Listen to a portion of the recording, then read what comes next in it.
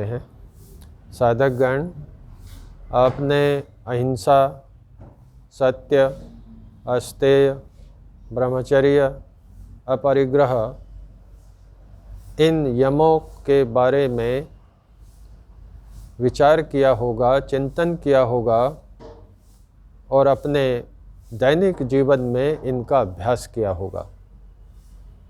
ये अभ्यास निरंतरता से करना है, दीर्घ काल तक करना है, श्रद्धापूर्वक करना है।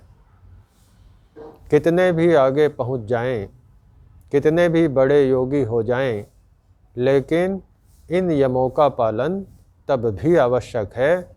इन यमों के पालन को छोड़ना नहीं है। शौच, संतोष, तप, इन 3 नियमों पर भी चर्चा की थी। शुद्धि, शरीर की शुद्धि, वस्त्रों की शुद्धि, कमरे की शुद्धि, रास्ते की शुद्धि, ये सब शुद्धियां हमें ध्यान रखनी है। साथ ही अपना भोजन शुद्ध करके, सात्विक करके हमें अपने शरीर के प्रत्येक अवयव को सात्विक बनाना है। और इससे ये होगा कि मन भी हमारा सात्विक होगा। जब मन सात्विक होगा तो सात्विक मन प्रसन्न होगा, स्वच्छ होगा, और स्वच्छ प्रसन्न मन ही एकाग्र होगा, और ये एकाग्रता ही संप्रज्ञात समाधि होगी। इसी में आत्मदर्शन होगा। आंतरिक शुद्धि थी कि हम अपने मन से ईर्ष्या, द्वेष, लोभ, मोह, क्रोध, अहंकार इन सब को हटा दें, अपने मन की शुद्धि करें। तो ये दोनों शुद्धि करना आवश्यक है। इस पर कार्य करते रहिए, अपने व्यवहार में इनको उतारिए। जब तक व्यवहार में नहीं उतारेंगे तब तक यम नियमों को जानने का केवल जानने से कोई फायदा होने वाला नहीं है।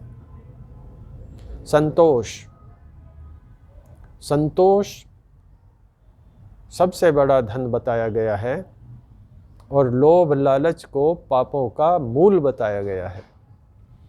वो हमारे सांसारिक लोभ लालच भी हो सकते हैं, यश की कामना भी हो सकती है, धन की कामना भी हो सकती है।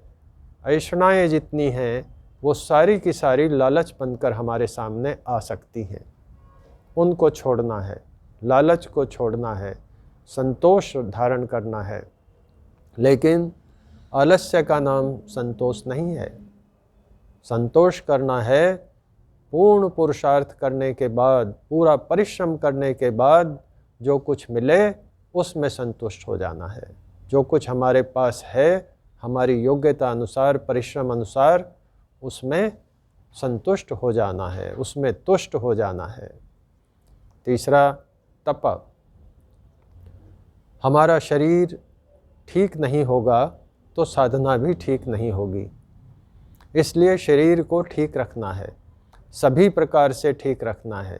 उचित भोजन से, उचित दिनचर्या से, उचित विचारों से, और तप भी ऐसा करना है जो मन को प्रसन्न करने वाला हो, जो शरीर को अनावश्यक तपाने वाला ना हो, जो शरीर को कृश करने वाला ना हो, जो शरीर को कमज़ोर करने वाला ना हो। तप को थोड़ा थोड़ा बढ़ाना है, एकदम नहीं बढ़ाना। जितना हमारा सामर्थ्य है, जितना हमारा शरीर का सामर्थ्य है, जितना हमारा मन का सामर्थ्य है, उस सामर्थ्य को ध्यान में रखते हुए धीरे धीरे ही तप को बढ़ाना है। एकाएक तप को एकदम नहीं बढ़ाना। यदि एकदम बढ़ा देंगे तो उससे खिन्नता होगी, और खिन्नता होगी तो मन प्रसन्न नहीं होगा। मन प्रसन्न नहीं होगा तो मन एकाग्र नहीं होगा। अब आता है स्वाध्याय। हम बहुत सारी चीज़ें पढ़ते रहते हैं दैनिक जीवन में, संसारिक जीवन में। कोई उपन्यास पढ़ता है, कोई दूसरी किताबें पढ़ता है, और उस सब को हम स्वाध्याय मानते हैं। लेकिन योग की भाषा में ये स्वाध्याय नहीं है। मोक्ष शास्त्रों का अध्ययन करना स्वाध्याय है।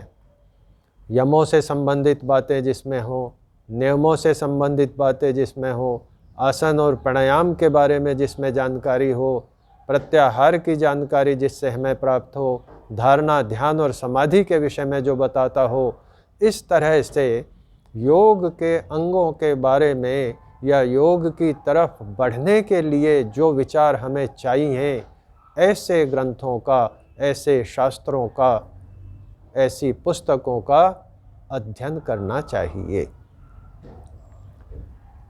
यदि हम अध्ययन कर सकते हैं तो अध्ययन करें।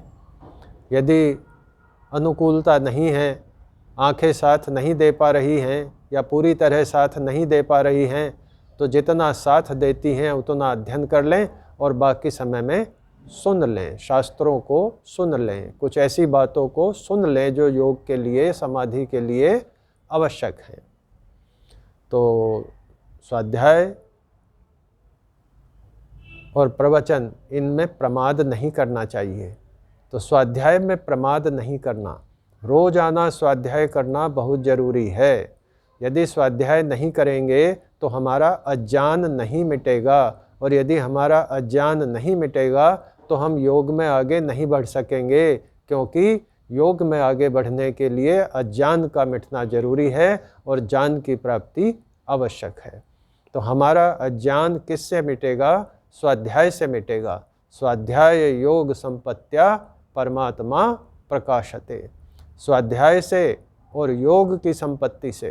तो स्वाध्याय करेंगे तो अज्ञान दूर होगा और हमारी योग में रुचि होगी तो हम उसमें आगे बढ़ेंगे, हमें उसके प्रति आकर्षण होगा, हम योग क्यों करें ये पता चलेगा, कैसे करें ये पता चलेगा। और यदि कभी योग करते हुए हमें कोई परेशानी आती है, कोई कठिनाई आती है, तो उसका भी समाधान स्वाध्याय यदि किया होगा तो वहाँ से हमें पता चल जाएगा, अनुभव हो जाएगा, समाधान मिल जाएगा। साधकगण, यम और नियमों पर हम पिछले कई दिनों से चर्चा करते आ रहे हैं। आप ये समझ रहे होंगे कि यम और नियम तो आप जानते हैं, जानना तो ठीक है, लेकिन उनको जीवन में उतारना, उनको व्यवहार में उतारना, यही तो धर्म है। तो यदि हम साधक बनना चाहते हैं तो हमें इनको जीवन में उतारना ही उतारना है। लेकिन यदि हम धार्मिक परोपकारी भी बनना चाहते हैं तो भी हमें अपने जीवन में यम और नियमों को उतारना होगा, उनका पालन करना होगा व्यवहार में। बिना उनका पालन किए ना हम धार्मिक बन सकते और ना हमारी योग में गति हो सकती। एक और बात आपके मन में आ रही होगी कि इतने दिन हो लिए वही ईश प्रार्थना, वही स्थिर क्रिया, वही शिथिल क्रिया, वही अनंत समापत्ति, वही प्राणायाम, इन्हीं बातों पर ये कक्षा चल रही है। जी हाँ, क्योंकि केवल जानने से गति नहीं हो सकती। स्थिर क्रिया क्या है, इसको जानने से ही मन एकाग्र नहीं हो सकता। शिथिल क्रिया क्या है, इसको केवल मात्र शाब्दिक रूप से जानने से ही मन शरीराकार नहीं हो सकता।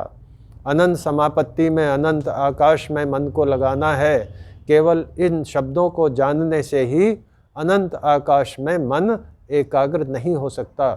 इसके लिए अभ्यास की आवश्यकता है, अभ्यास जरूरी है। और अपने अपने सामर्थ्य के अनुसार, अपनी अपनी योग्यता के अनुसार अभ्यास प्रत्येक साधक कर सकते हैं।